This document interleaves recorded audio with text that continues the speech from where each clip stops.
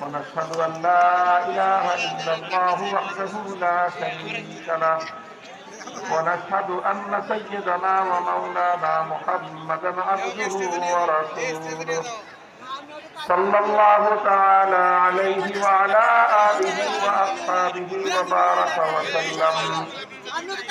وبارك وسلم تسليما كثيرا.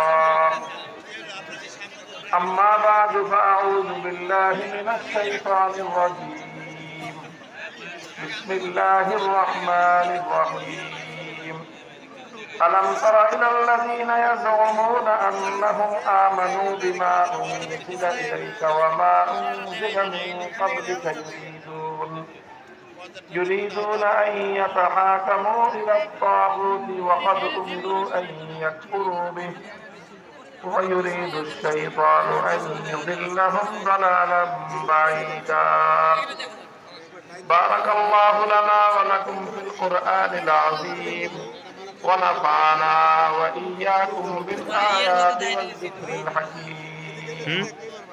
اللهم صل على محمد وعلى آل محمد كما صليت على إبراهيم وعلى آل إبراهيم إنك حميد مجيد.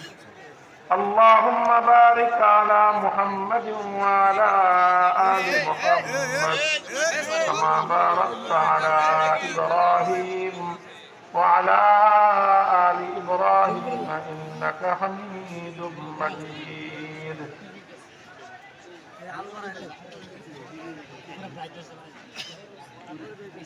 محترم সভাপতি, উপস্থিত হযরত উলামায়ে কেরাম, ইমাম সাহেবান, শ্রদ্ধাভাজন বয়োজ্যেষ্ঠ আমার মুরব্বী সাহেবান,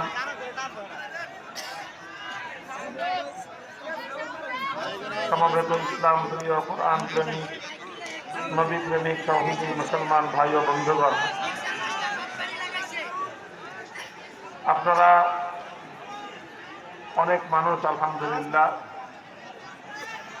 হাজার হাজার মানুষের এই বিশাল মজমা, এটাকে সুন্দরভাবে সুশৃঙ্খলভাবে পরিসমাপ্তির দিকে নিয়ে যাওয়াটা আমাদের জন্য অনেক বড় দায়িত্ব।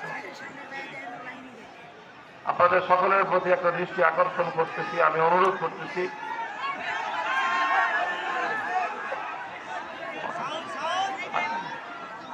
আপনারা কথা শুনেন, যা বলতেছি সেটা শুনেন আগে। যে কোনো সমস্যা হতে পারে, এখানে বৈদ্যুতিক সংযোগের সমস্যা হতে পারে, টেকনিক্যাল কোনো সমস্যা হতে পারে। তো সমস্যা হলে তার সমাধান আছে, কিন্তু সমাধানটা এখানে কোনোভাবেই মুখের আওয়াজে চিৎকার করে কোনো সমস্যার সমাধান করা যাবে না। এই জন্য যেটা করতে হবে, যে কোনো জায়গায় যদি সমস্যা হয়, এখানে বেশি ভিড় হতে পারে, অনেক কোথাও সাউন্ড সিস্টেমের সমস্যা হতে পারে, কোথাও অন্য সমস্যা হতে পারে, আপনারা সেই সমস্যার সমাধানে সকলের ছোট্ট ছোট্ট করে একটু কথা বললে সকলের সম্মিলিত কথাগুলো অনেক বিকট আওয়াজ হয়ে যায়। তো বিকট আওয়াজ হলে যেটা সমস্যা, সেটা হলো আমি কথা বলতে পারবো না। তো এই জন্য আপনাদের সকলের কাছে অনুরোধ যে যার যত সমস্যা আছে সব সমস্যা কথা ছাড়া সমাধান করবেন। মাইকে যদি আওয়াজ না হয়, একজন লোক চলে আসবেন, এখানে এসে কর্তৃপক্ষের সাথে কথা বলবেন যে অমুক জায়গায় সাউন্ড পৌঁছতেছে না। ইসলামের প্রতি, আল্লাহর কোরআনের প্রতি মানুষের এই জোয়ার, মানুষের এই আগ্রহ, এটা শুধু জুলুম করে, অত্যাচার করে, নির্যাতন করে কিছুদিনের জন্য এটাকে ঠেকায় রাখা যায়, স্থগিত করে দেওয়া সম্ভব হবে না। মুহতারাম হাজিরিন, আপনারা জানেন আমার আলোচনা বিভিন্নভাবে আপনারা অনেকে শুনে অভ্যস্ত। আমি একটা কিছু বিশেষ বিষয়ে আমি বিশেষভাবে কথা বলি, আলোচনা করি, এবং সেই কথাগুলি শোনার জন্যই আপনারা আজকে আমার এখানে মাহফিলে সমবেত হয়েছেন। সেই কথাগুলো বলি যে বুঝে শুনেই বলি। দুটো জিনিস বুঝি আমি যে কথাগুলো বলি। প্রথম যে জিনিসটা বুঝে আমি এই কথাগুলো বলি, প্রথম হলো আমি কি কথা বলি, আমি বিশেষভাবে গুরুত্ব দিয়ে বলি সমাজ এবং রাষ্ট্র ব্যবস্থায় ইসলাম বিরোধী যে তৎপরতা পরিচালিত হয়, সেই সমাজ এবং রাষ্ট্র ব্যবস্থা ইসলাম বিরোধী সকল অপতৎপরতার তীব্র ভাষায় আমি প্রতিবাদ করি। আরো অনেক বিষয় আছে ইসলামের, অনেক বিষয় আছে ইসলামের, অন্যান্য বিষয়ে কথা বলার মতো আমার চেয়ে আরো অনেক দক্ষ যোগ্য লোক আলহামদুলিল্লাহ পর্যাপ্ত আছে। বলবেন তাহলে এই বিষয়ে কি আপনার চেয়ে দক্ষ আছে না, যোগ্য আছে না? আছে, তবে সবাই বলতে চায় না। আমার চেয়ে অনেক যোগ্য লোক আছে, তবে কে খামাখা ঝামেলা কান্দে নেয় কথা। তো সমাজ এবং রাষ্ট্র ব্যবস্থা ইসলাম বিরোধী যে অপতৎপরতা, ইসলাম বিরোধী যেই ধারা, ইসলামের বিরুদ্ধে যে কার্যকলাপ, এটার বিরুদ্ধে সিদ্ধান্ত নিয়েই আমি কথা বলি। প্রথম কথা হলো এটা। দ্বিতীয় কথা হলো আমি জানি, এটা আমাদের বুঝ আছে যে এই কথা বলতে গেলে ঝামেলা হবে, এটা নির্বিঘ্ন কথা না। এই জাতীয় কথা বলতে গেলে সমাজে যারা সমাজ এবং রাষ্ট্রকে, রাজনীতিকে যারা নিয়ন্ত্রণ করতে চায় তাদের আতে ঘা লাগে, তাদের স্বার্থে আঘাত লাগে। যারা ইসলামকে সমাজ থেকে, রাষ্ট্র থেকে মাইনাস করতে চায়, আমাদের বক্তব্য তাদের পথে অন্তরায় হয়ে দাঁড়ায়। আর তখন তারা তাদের পথের বাধা দূর করবার জন্য আমাদের কণ্ঠকে স্তব্ধ করে দেওয়ার চেষ্টা করে। আমরা জেনে বুঝে সিদ্ধান্ত গ্রহণ করে এই কথা বলি। মাঠে নেমেছি এজন্যই যে কথা বলতে থাকবো, কোরআনের কথাগুলো আমরা বলবো, হয় জীবন থাকবে না আল্লাহর কোরআনের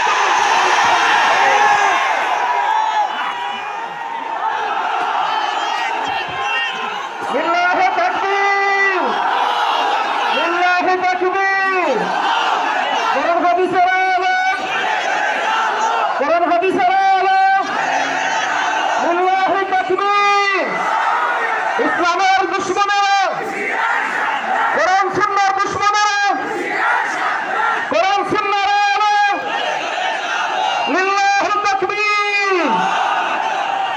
একটা কথা আমরা বিশ্বাস করি, এটা আমাদের ঈমান, যে কারো জীবন, কারো কোন স্বার্থ, কারো কোন সম্পদ, কারো জীবন বা জীবনের সময় যদি আল্লাহর জন্য ব্যয়িত হয়, সেটাই সফল কাম। মানুষ যারা জন্ম নিয়েছে প্রত্যেকের জন্যই মৃত্যু অবধারিত, মৃত্যুর সময়ও নির্ধারিত। সবচেয়ে সুন্দর এবং উত্তম মৃত্যু তো ওই মৃত্যু যে মানুষের মৃত্যু আসে আল্লাহর পথে চলতে গিয়ে, আল্লাহর দ্বীনের কথা বলতে গিয়ে, আল্লাহর দ্বীনকে দুনিয়াতে জিন্দা করতে গিয়ে। কাজে ঈমানের জায়গাটা যদি মজবুত থাকে, তাহলে ইনশাআল্লাহ হকের পথ থেকে বিচ্যুত করবার কোন শক্তি পৃথিবীতে নাই। আপনারা সাথে আছেন তো ইনশাআল্লাহ? ভাই কথা তো একটাই, এখানে আমাদের জীবনের দর্শনটা খুব পরিষ্কার।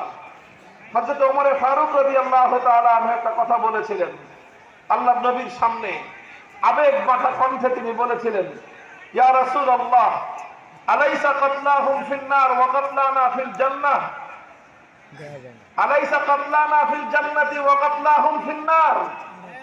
ইয়া রাসূলুল্লাহ, একটা প্রশ্নের জবাব দেন যে আমরা যারা আল্লাহর পথে, আল্লাহর কোরআনের জন্য আমরা কথা বলি, জীবন দেই, আমাদের কেউ যদি মারা যায় জান্নাতে যাবে, দ্বীনের জন্য যদি কারো জীবন যায় সে জান্নাতে যাবে, কথা ঠিক কিনা? নবীজি বললেন যে হ্যাঁ, কথা ঠিক। বললেন ওয়া কাতলাহুম ফিন নার, ইসলামের প্রতিপক্ষ হয়ে, আল্লাহর দ্বীনের প্রতিপক্ষ হয়ে কেউ লড়াইয়ের ময়দানে এসে যদি মরে, সে যাবে জাহান্নামে, এটা ঠিক কিনা? আল্লাহর নবী বললেন এটাও ঠিক। এরপরের ফলাফল তো পরিষ্কার, ফালামা নুফিদ দুনিয়াতা ফি দীনিনা। যদি আমি মরলে জান্নাতে যাওয়ার কনফার্মেশন থাকে আর তুমি মরলে জাহান্নামে যাওয়ার কনফার্মেশন থাকে, নতি তো তোমাকেই স্বীকার করতে হবে। আমি কেন নত হব? আমি কেন আমার কথা থেকে সরে দাঁড়াবো? তোমাকে তোমাকেই বাতিলপন্থী, তোমাকেই তোমার বক্তব্য পরিবর্তন করতে হবে। হকের কথা আগেও বদলায় নাই, আজও বদলাবে না, কিয়ামত পর্যন্ত পরিবর্তিত থাকবে।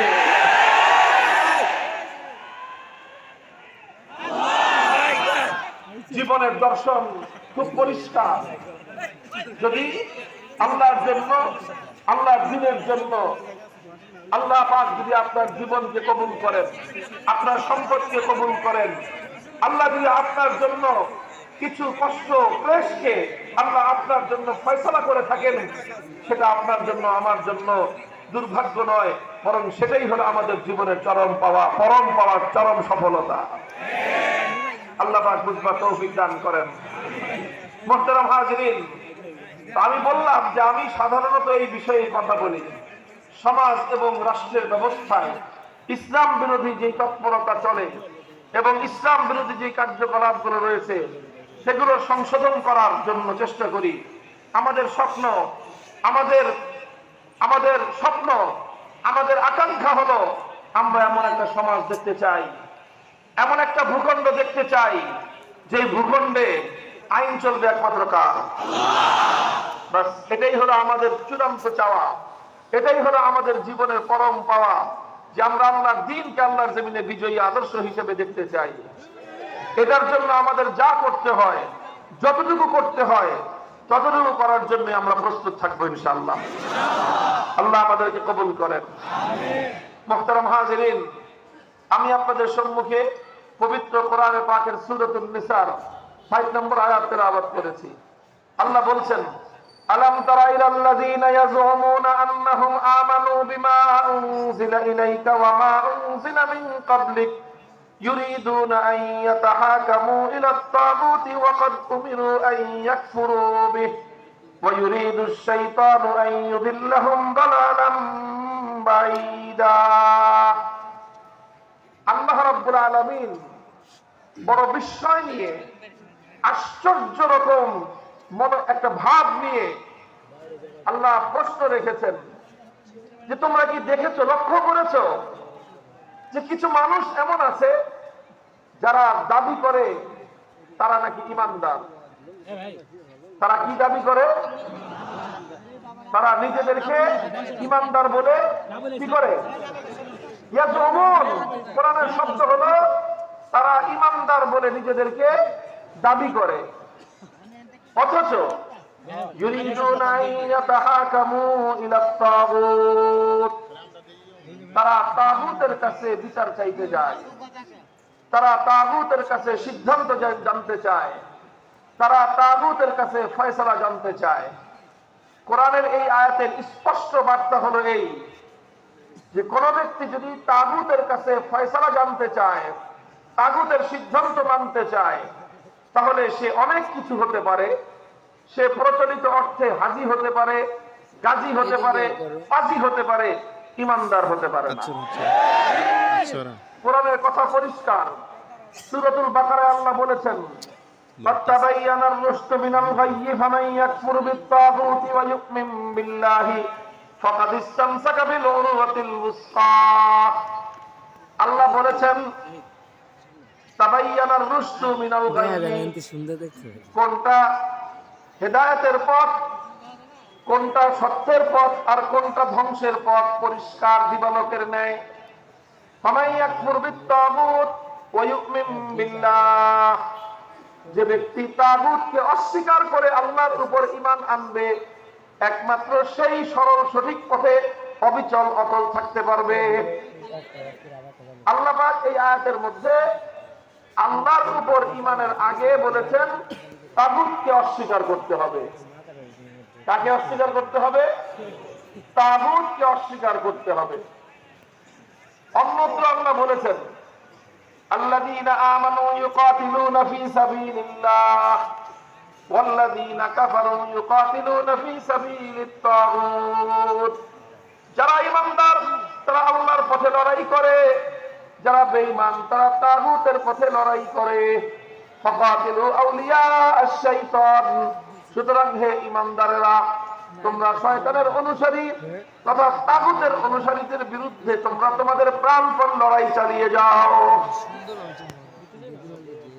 দেখেন সব জায়গায় আল্লাহ পাক একটা জিনিসকে চরমভাবে পরিহার করতে বলছেন, সেই জিনিসটা হলো তাগুত। সেই জিনিসটা কি? আপনারা কি আমার কথা বুঝতেছেন? তাগুতকে কি করতে হবে? পরিহার করতে হবে। শুধু পরিহার নয়, তাগুতকে অস্বীকার করতে হবে। আপনারা হয়তো এতক্ষণে অনেকে কিছুটা বিরক্তি বোধ করতে হবে, তাগুত তাগুত বলতেছেন, তাগুতটা কি এটা তো আগে পরিচয় দিয়ে দিবেন নাকি? আমি ইচ্ছা করে এটা করতেছি, আপনাদের মধ্যে যেন বিরক্তিটা আসে। এই জন্য তাগুতটা কি জিনিস সেটা যেন বুঝার জন্য আপনাদের মধ্যে পরিপূর্ণ ইন্টেনশন তৈরি হয়, পরিপূর্ণ সেটার দিকে মনোযোগ যেন নিবদ্ধ হয়, সেজন্য আমি বারবার কোরআনের বিভিন্ন জায়গা থেকে এই তাগুত শব্দটাকে আমি রিপিট করতেছি, পুনরাবৃত্তি করতেছি, যেন বারবার আমাদের কানে তাগুত তাগুত তাগুত এই শব্দটা যেন আমাদের কর্ণকুহরে প্রবেশ করতে করতে শব্দটা যেন মুখস্থ হয়ে যায়। এই জন্য, কারণ আমরা তো অন্য সব কিছু খুব ভালো করে মনে রাখি, ভালো তারকা, ফুটবল খেলোয়াড়, ক্রিকেট খেলোয়াড়, অন্যান্য সিনেমার নায়ক নায়িকা, রাজনৈতিক নেতা খেতা, সবার কথাই সবকিছু আমরা মনে রাখি, কিন্তু আল্লাহর কোরআনের টার্মগুলো, কোরআনে পাকের শব্দগুলো আমাদের মনে থাকে না খুব একটা বেশি। কি শব্দ বললাম আমি এতক্ষণ? কি বললাম? মুখস্থ হয়েছে? এবার শুনেন তাহলে আসলে তাগুত জিনিসটা কি। কোরআনে পাকের মধ্যে অনেক জায়গায় যেহেতু এই শব্দটা প্রয়োগ হয়েছে, ব্যবহার হয়েছে, এই জন্য যারা কোরআন নিয়ে ব্যাখ্যা করেছেন, তাফসীর করেছেন, কাদীমান ওয়া হাদীসান, সর্বযুগের মুফাসসিরিনে কেরামগণ তাগুত শব্দের ডেফিনিশন এবং তার সংজ্ঞা এবং পরিচয় দিয়েছেন। এই সব পরিচয় এবং সংজ্ঞাকে যদি একত্রিত করি, তাহলে সার সংক্ষেপ আমি আমার নিজের ভাষায় আপনাদেরকে যেভাবে বুঝাতে পারি সেটা হলো, তাগুত বুঝতে হলে আগে আরেকটা শব্দ বুঝেন, সেই শব্দটা হলো গায়রুল্লাহ। কি শব্দ বললাম? গায়রুল্লাহ চিনেন? আপনারা গায়রুল্লাহ চিনেন? আমি গায়রুল্লাহ চেনাচ্ছি আপনাদেরকে। এক এবং অদ্বিতীয় একমাত্র কে? জোরে বলেন, এক এবং অদ্বিতীয় একমাত্র কে? ওয়াহদাহু লা শারীকা লাহু, একমাত্র কে? এক আল্লাহ ছাড়া বাকি পৃথিবীতে যা কিছু আছে সব হলো গায়রুল্লাহ। আসমান কি? গায়রুল্লাহ। জমিন কি? ফেরেশতা কি? মানুষ কি? রাজা বাদশাহ, উজির নাজির, মন্ত্রী এমপি সব কি? এমনকি নবী ওলি, যত বলেন পীর বুজুর্গ, সব হলো গায়রুল্লাহ। এক এবং অদ্বিতীয় হলেন একমাত্র আমার আল্লাহ। কথা পরিষ্কার? এক হলেন আল্লাহ, আল্লাহ ছাড়া যা আছে সব কি? গায়রুল্লাহ। তো কোন গায়রুল্লাহকে যদি কেউ আল্লাহর জন্য নির্ধারিত যে আসন, সেই আসনে বসায়, আল্লাহর জন্য নির্ধারিত যে বৈশিষ্ট্য, সেই বৈশিষ্ট্য যদি কোন গায়রুল্লাহকে কেউ দেয়, তাহলে সেই গায়রুল্লাহকেই বলা হয় তাগুত। কথা বোঝা গেল? আল্লাহর জন্য একটা আসন আছে, আল্লাহর একটা নিজস্ব ভিন্ন মর্যাদা আছে। আল্লাহর সেই মর্যাদার মধ্যে যদি কোন গায়রুল্লাহকে এনে শরীক করা হয়, তখন সেই গায়রুল্লাহকে বলা হয় তাগুত। এবার আপনার তাগুত বুঝতে পারলেন? তাগুতকে আমি সুনির্দিষ্ট দৃষ্টান্ত দিয়ে আপনাদের সামনে আরো পরিষ্কার করছি। যেমন ধরেন, মহাবিশ্বের মধ্যে, এই কুল কায়নাতের মধ্যে ইবাদতের উপযুক্ত একমাত্র কে? ইবাদতের উপযুক্ত একমাত্র কে? আল্লাহ। এখন কেউ যদি যেই ইবাদতের উপযুক্ত একমাত্র আল্লাহ, আল্লাহকে ছাড়া অন্য কাউকে যদি কেউ মাবুদ বানায়, অর্থাৎ অন্য কারো জন্য যদি কেউ ইবাদত করে, তাহলে যার ইবাদত করলো আল্লাহ ছাড়া, সেই গায়রুল্লাহকে এসে ইবাদতের মধ্যে আল্লাহর স্থানে স্থান দিল। কথা বলেন ঠিক না বেঠিক? তাহলে ইবাদতের উপযুক্ত একমাত্র কে? এখন আল্লাহকে বাদ দিয়ে অন্য কোন গায়রুল্লাহর জন্য যদি কেউ ইবাদত করে, তাহলে যে গায়রুল্লাহর ইবাদত করা হলো, সেই গায়রুল্লাহকেই বলা হবে তাগুত। সে যুগের মানুষ লাত, মানাত, উজ্জা, হুবাল এই সকল দেব দেবীর পূজা করত, অথচ ইবাদত করবে একমাত্র কার জন্য? আল্লাহকে বাদ দিয়ে যখন লাতকে পূজা করা হলো তখন লাত হয়ে গেল তাগুত। আল্লাহকে বাদ দিয়ে যখন মানাত, উজ্জা, হুবাল এই সকল দেবতাগুলোর কেউ পূজা করলো তখন এই সকল দেবতাগুলোর পরিচয় হলো এরা তাগুত। বর্তমান যুগের মানুষ লাত, মানাত, উজ্জা, হুবালের পূজা করে না। এখনকার মানুষ পূজা করে কেউ দুর্গার, কখনো সরস্বতীর, কখনো নাম না জানা জানা নানা মূর্তি দেবতা দেব দেবতার পূজা করে। কথা বলেন ঠিক না বেঠিক? তো যখন এক আল্লাহর পূজা না করে, এক আল্লাহর ইবাদত না করে দুর্গার পূজা করা হলো তখন দুর্গাকে বলা হবে তাগুত। আল্লাহকে বাদ দিয়ে যখন কালীর পূজা করা হলো তখন কালী দেবীকে বলা হবে তাগুত। আল্লাহকে বাদ দিয়ে যখন সরস্বতীর পূজা করা হবে তখন সরস্বতীর দেবীকে বলা হবে তাগুত। অর্থাৎ আল্লাহর জায়গায় যাকেই বসানো হবে, আল্লাহর জায়গায় যেই বসবে তাকেই বলা হবে তাগুত। তাহলে ইবাদতের একমাত্র উপযুক্ত কে? এটাকে বলা হয় তাওহীদ। এটাকে কি বলা হয়? তাওহীদ। এটাই একত্ববাদ। এটাই হলো ঈমানের সবচেয়ে গুরুত্বপূর্ণ পয়েন্ট। এটাকে বলা হয় তাওহীদ ফিল ইবাদত। ইবাদতের মধ্যে আল্লাহর একত্ববাদ, অর্থাৎ ইবাদতের ক্ষেত্রে আল্লাহর সঙ্গে অন্য কাউকে শরীক করা। যদি ইবাদতের মধ্যে আল্লাহর সঙ্গে অন্য কাউকে শরীক করা হয় তাহলে তাকে বলা হবে কি? বলা হবে এতটুকু বোঝা গেল? আচ্ছা, এবার আরেকটা কথা বুঝেন। এই জন্য আমরা বলি কি লা ইলাহা ইল্লাল্লাহ, একমাত্র মাবুদ কে? জোরে বলেন একমাত্র মাবুদ কে? এটাই লা ইলাহা ইল্লাল্লাহর অর্থ। একমাত্র মাবুদ হলেন আল্লাহ। আল্লাহ ছাড়া অন্য কোনো মাবুদ আর কোনো মাবুদ না। মুহতারাম হাজিরিন, ইবাদতের মালিক যেমন একমাত্র আল্লাহ, মহাবিশ্বের মধ্যে ইবাদতের উপযুক্ত যেমন একমাত্র আল্লাহ, আল্লাহ ছাড়া এই মহাবিশ্বের মধ্যে ইবাদতের আর দ্বিতীয় কোনো উপযুক্ত কেউ নাই। ঠিক তেমনি ভাবে এই কুল কায়নাতের মধ্যে আসমান জমিন, বিশ্ব, গোটা বিশ্ব, মহাবিশ্ব, এই সব কিছুর মধ্যে আইন তৈরি করবার, কোনটা বৈধ কোনটা অবৈধ এটা নির্ধারণ করার চূড়ান্ত ক্ষমতা একমাত্র কার? আইন তৈরি করবার একমাত্র অধিকার হলো আমার আল্লাহর। চূড়ান্ত ভাবে আইন করার অধিকার আল্লাহ ছাড়া দুনিয়ার কোন মাখলুকের নাই। এটাও একটা তাওহীদ। এটাকে বলা হয় তাওহীদ ফিল হাকিমিয়াহ। এটা হলো আইন করার ক্ষেত্রে তাওহীদ, আইনের তাওহীদ। আগেরটা ছিল ইবাদতের তাওহীদ, আর এটা হলো কিসের তাওহীদ? আইনের ক্ষেত্রে তাওহীদ। একজন মানুষ শুধু ইবাদতের ক্ষেত্রে তাওহীদ মানলেই চলে না। ইবাদতের ক্ষেত্রে যেরকম তাকে আল্লাহ তাওহীদকে বিশ্বাস করতে হবে, ঠিক তেমনি ভাবে আইনের ক্ষেত্রেও তাকে আল্লাহ তাওহীদকে মানতে হবে। যতক্ষণ পর্যন্ত একজন মানুষ তাওহীদে বিশ্বাসী না হবে ততক্ষণ পর্যন্ত একজন মানুষ দুনিয়ার সমস্ত ইবাদত করতে পারে, ঈমানদার হতে পারে না। তাহলে আইন তৈরি করবার চূড়ান্ত ক্ষমতা একমাত্র কার? আইন তৈরি করবার নিরঙ্কুশ ক্ষমতা একমাত্র কার? আল্লাহ। মানুষ আল্লাহর আইনকে চ্যালেঞ্জ করতে পারে না। কেউ প্রশ্ন করতে পারেন যে আইন তৈরি করবার চূড়ান্ত ক্ষমতা, নিরঙ্কুশ ক্ষমতা যদি একমাত্র আল্লাহর হয় তাহলে মানুষ কি কোনো আইন করতে পারবে না? সরকার কি কোনো আইন করতে পারবে না? আদালত কি কোনো আইন করতে পারবে না? কর্তৃপক্ষ কি কোনো আইন করতে পারবে না? এই জাতীয় প্রশ্ন আসতে পারে কি পারে না?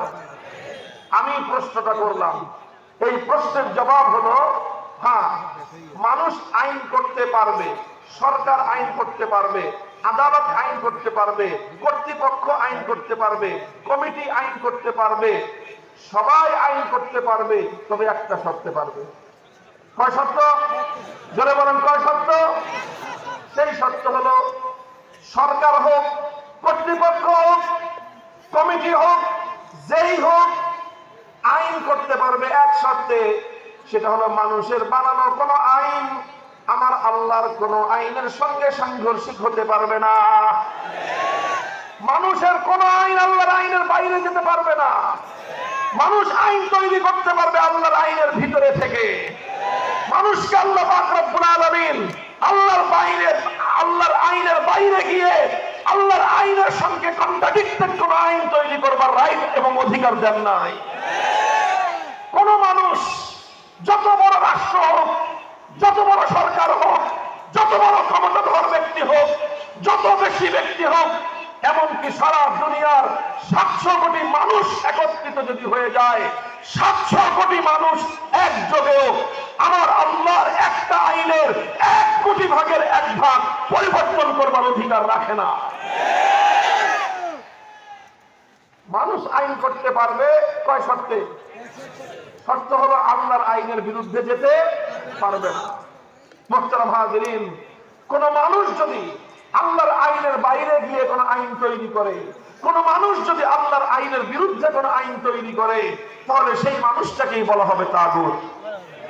কারণ আইন তৈরি করবার চূড়ান্ত ক্ষমতা কার?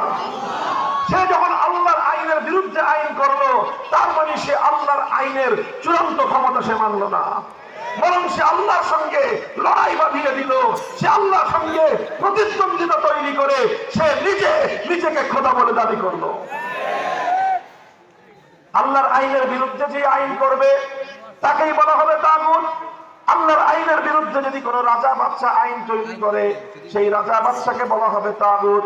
আল্লাহর আইনের বিরুদ্ধে যদি কোন রাষ্ট্রপতি আইন তৈরি করে, সেই রাষ্ট্রপতিকে বলা হবে তাগুত। আল্লাহর আইনের বিরুদ্ধে যদি কোনো প্রধানমন্ত্রী আইন জারি করে, সেই প্রধানমন্ত্রীকে বলা হবে তাগুত। আল্লাহর আইনের বিরুদ্ধে যদি কোনো মন্ত্রী পরিষদ কোন আইন অনুমোদন দেয়, সেই মন্ত্রী পরিষদকে বলা হবে তাগুত। আল্লাহর আইনের বিরুদ্ধে কোন আদালত, কোন বিচারপতি, কোন বিচারালয় যদি কোন আইন তৈরি করে, সেই আদালত বিচারপতিকে বলা হবে তাগুত। আল্লাহর আইনের বিরুদ্ধে গিয়ে যদি কোন আইন পরিষদ, কোন সংসদ যদি কোন আইন পাশ করে, আল্লাহর আইনের বিরুদ্ধে যেই সংসদ আইন পাশ করবে, ওই সংসদ পুরাতন নামই হলো তাগুত। পরিষ্কার কথা। এই কথাগুলো আমরা বলি না, আর না বলার কারণে আজ যে অভিশাপ আমাদের উপরে এসেছে, হাজার হাজার নয়, লক্ষ লক্ষ নয়, কোটি কোটি মুসলমান বছর বছর হজ করে কিন্তু ঈমান নাই। হাজি, আলহাজ, ডবল হাজি, ট্রিপল হাজি, চৌপল হাজি, বছর বছর হাজি, ঈমান নাই। অসংখ্য অগণিত মানুষ আল্লাহর একত্ববাদকে সে বিশ্বাস করে না। সে তার যে ঈমান নাই, এই ব্যাপারে তার খবরও নাই। আর এই ব্যাপারে মানুষ খবর পাবে কিভাবে? এই ব্যাপারে মানুষ চরম ভাবে গাফলতের ঘুমে বিভোর হয়ে আছে। মানুষের মধ্যে এই ব্যাপারে সচেতনতা নাই। আর আমরাও এই কথা মানুষকে বলি না। কেন বলি না? ওই আগেই বলেছিলাম, আমি যখনই এই কথা বলতে যাব, তখন তারা আমাদের প্রতিপক্ষ হয়ে দাঁড়াবে, যারা আল্লাহর আইনের বিরুদ্ধে আইন করতে চায়, যারা আল্লাহর আইনের বিরুদ্ধে, কোরআনের আইনের বিরুদ্ধে যারা আইন তৈরি করতে চায়। আমরা যখন একত্ববাদের কথা বলি, আমরা যখন তাওহীদের কথা বলি, আমরা যখন ঈমানের কথা বলি, তখন তাদের ক্ষমতার মস্তকে গিয়ে আঘাত লাগে। আর তারা তখন ক্ষমতার মস্তককে রক্ষা করবার জন্য আমাদের ঈমানকে ধ্বংস করতে চায়, আমাদের ঈমানের আওয়াজকে টুটি চেপে হত্যা করতে চায়। আমরা চিৎকার করে বলি, ঈমান জীবন থাকে কি থাকবে সেটা আমাদের চিন্তা করবার সময় নাই। ঈমানের কথা বলেছি, বলবো, বলতেই থাকবো ইনশাআল্লাহ।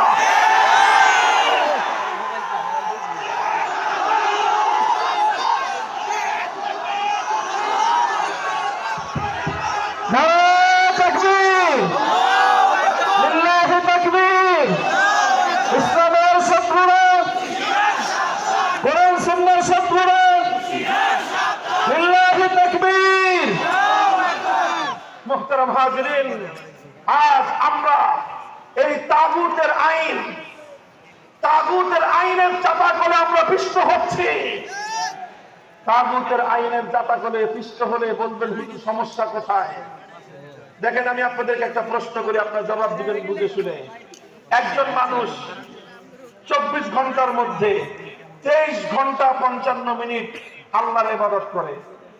খালি ইবাদত, সারার দিন রাত ইবাদত করতেছে, নামাজ পড়তেছে, সব কিছু করার পরে 5 মিনিটের জন্য দুর্গার পূজা করে। আপনারা বলেন এই লোকটা ইমানদার না বেঈমান? কেন? সে তো 23 ঘন্টা 55 মিনিট খালি ইবাদত করলো আল্লাহ, এরপরে সে ইমানদার না বেঈমান? আচ্ছা 5 মিনিট না, আরো কম করি, 23 ঘন্টা 59 মিনিট আল্লাহর ইবাদত করে, শুধু 1 মিনিটের জন্য প্রতিদিন দুর্গার পূজা করে, ইমানদার না বেঈমান? কেন বেঈমান? সে তো 23 ঘন্টা 59 মিনিটই এক আল্লাহর ইবাদত করলো, এরপরেও সে কেন বেঈমান? কারণ ইবাদতের মধ্যে 1 মিনিট কেন 1 সেকেন্ডের জন্য আল্লাহ পাক কোন শরীককে বরদাস্ত করেন না। কথা বলেন ঠিক না বেঠিক? এই কথাটা যেরকম আমরা বুঝি, এই কথাটা যেরকম আমাদের জনতা বুঝে, এই কথাটা যেরকম সাধারণ মানুষ বুঝে, কেন বুঝে?